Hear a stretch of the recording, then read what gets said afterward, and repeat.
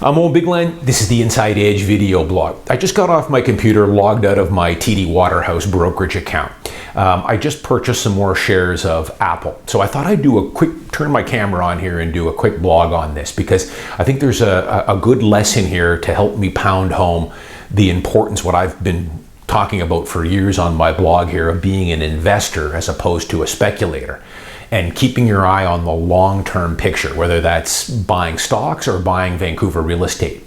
So if you watched my blog back in 2014, that was the last time I talked about Apple. I mentioned it here and there on some other blogs over the years, but back in 2014, I bought a substantial amount of shares in Apple.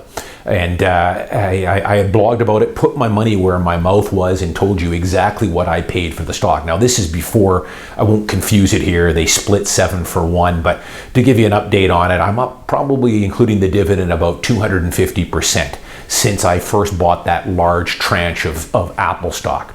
Now, if you've read my book as well, Apple is one of the largest holdings in my portfolio. I've owned it for over 10, 12 years now. It's been a tremendous holding for me, as people can imagine. And I continue to add to it on dips. So I just logged out of TD Waterhouse. A couple of months, well, not even that, about a month ago, Apple reported their earnings. They beat on most, missed on a little bit of the forward guidance. They also announced that they're no longer going to give unit sales on the iPhone. Make a long story short, Apple has fallen from $233 a share down to about $175 a share. So I just got off my computer and I just bought some more shares at $178 and change. So like I always do on my blog here, I put my money where my mouth is, the transparency. And if you go back and watch my archives over the last 8 years, you'll see that's what I've always done with this blog, unlike some bloggers out there. So I just bought another pretty good amount of shares at just over $178. Now, the reason I want to do a blog here, this is why I want to pound home how investors think as opposed to speculators or traders. Now, I pulled the trigger at $178. To me, Apple shares right now are on sale. The yield on Apple right now is going to be close to 2%. I'm not looking to sell this stock in a month or 2 months or 3 months. There's a very high likelihood that next week Apple could go down another $10 a share. In the new year, it could go down another $20 a share. There's a high likelihood that Apple could be trading at $140 or $145 a share a few months from now. But here's the thing I want people to understand. I could care less because I'm not looking to sell Apple in 2 or 3 or 4 months. I'm gonna bought the shares today and I'll have a look at them in the next 10 or 15 years. And mark my words, get a piece of paper out, put down $178, which is what you can buy Apple for today. And I would urge a lot of my viewers, if you've got a bit of money and you're looking for a good long-term holding, you should buy Apple too. Have a look at what this is going to be in 10 years. And I have a very strong suspicion that it's going to be worth far more than $178 10 or 15 years from now. On top of that, I'm going to collect a nice quarterly dividend, which Apple is going to continue to increase every single year. Apple raised their dividend this past year about 16 or 17%. I'm expecting double-digit dividend growth over the next 5 to 10 years. On top of that, they're buying back more shares. I might get a couple of special dividends thrown in there, which are like Christmas gifts. The point being is that, you know, I'm not trading Apple stock. It's a long-term holding for me. And when you get these type of $50, $60 pullbacks on a stock like Apple, I consider them to be good buying windows. Now, how do I always tie this into Vancouver real estate? Well, moving into 2019, it looks like on the horizon, we're finally starting to see some price relief on Vancouver condos. Where it'll go, who knows? If it's going to drop 7 or 8% in 2019 or 10%. I mean, if you're in the market right now for a detached home, the detached homes are like Apple stock times 2 right now.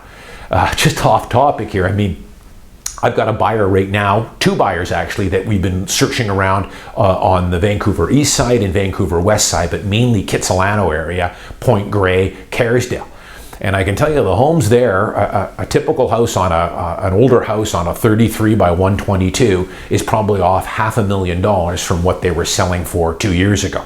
And most of the homes there now are selling $500,000, $600,000, $700,000 below 2018 tax assessed value. So in my opinion, those are kind of like Apple shares right now. They're on sale. Now, that doesn't mean that if you were to buy a Kitsilano home today, it's not going to take off tomorrow. It could, you never know, but at this time next year, that 2.3 you paid for the Kits home could be down to 2.1. But as I blogged about many times, and I want people to realize this, is that whenever you buy a property or a stock, you should never care about what the price is going to do for you in the short term. Remember the blog I did a while ago, I told you I did an inventory of all the properties I've bought over the last 30 years. Condos, townhomes, detached homes. I bought everything. Most of them I'm still holding today. But half of the properties I have bought, half of them, have at one time been worth less than what I paid for them. It's kind of a coin toss, really. Usually that loss is in the first couple of years. You pay $600 for a condo today, next year it goes down 10%. But the longest I think I had told you guys that I had been underwater was about 6 years or so. And that's why I've always thrown out my golden rule for real estate, an 8 to 10 year holding period. I've never had a property that I've held for more than 8 years be worth less than what I paid for it. Usually it's worth less in the first couple of years. And I can tell you after 10, 15, 20 years, you will be blown away with what that property is worth. It's basically the same thing with my stock portfolio. Probably at least half the stocks I'm buying on a monthly basis or a yearly basis are worth less than what I paid for them within a year or two. But I'm not trading the stock and I have no interest in selling it in a year or two. I'm buying and holding these companies for 10, 15, 20, 30 years. I'm monitoring them. Doesn't mean you buy it and forget it. You still want to keep an eye on these, but if you buy the right companies, Apple, Johnson & Johnson, Pfizer, Home Depot, Visa, Costco, McCormick, Pepsi, these companies all have incredible free cash flows. They're paying you a quarterly dividend. They raise that dividend every year. There's going to be some ups and downs on the stock price. Look at what the S&P 500 has done here in October and November. It's been terrible. I've had some huge losses here in my overall portfolio. Do I lose sleep over it? No. As a matter of fact, just like Apple, I've been loading up on some of these companies in the last few weeks, buying them on sale, because I know full well that they will recover because I'm going to hold them for long periods of time. And it's the same thing with Vancouver Real Estate. Some of you will be looking here and commenting on my blog, you sound like a typical realtor, always a good time to buy. Well, it is pretty much always a good time to buy, provided you follow my golden rules, which is an 8 to 10 year holding period. I'll recap them for you here. 8 to 10 year holding period. If you're forced to have to move for some reason, a job transfer, a divorce, whatever, and the market is down, which it could be, then you're able to rent that property for the next year or 2 or 3 years, however long it takes until the market recovers, which it always does.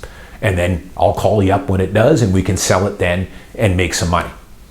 You also leave yourself a buffer. You don't over leverage, you don't over commit yourself. You don't put every last penny down on the down payment. You leave a buffer there because interest rates moving forward are going to be going up. Follow those rules, buy it, enjoy it, especially if it's your principal residence. You need a roof over your head. And you will do incredible over the next 15 or 20 years.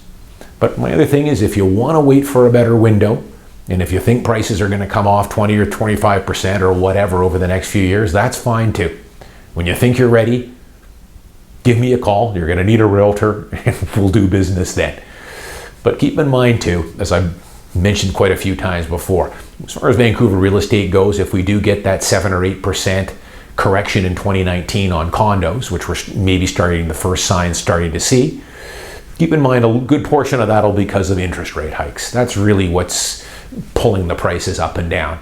We've had cheap interest rates here for the last 5 years, thus prices have gone through the moon. As interest rates start to go up, prices will start to come down. It's a inverse reaction there. But I just pulled the trigger, write it down. Always putting my money where my mouth is. It was $178.30 is what I bought my Apple shares at about an hour ago here.